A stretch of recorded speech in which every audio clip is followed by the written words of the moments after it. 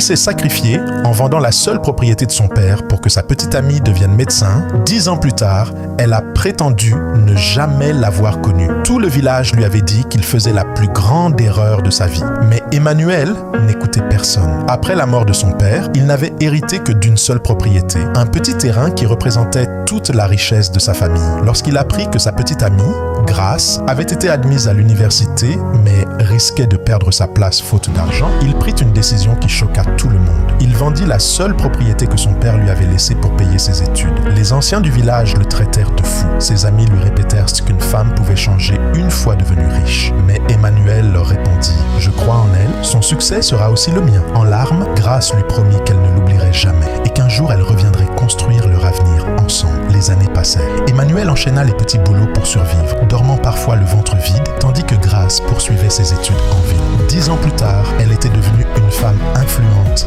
admirée de tous.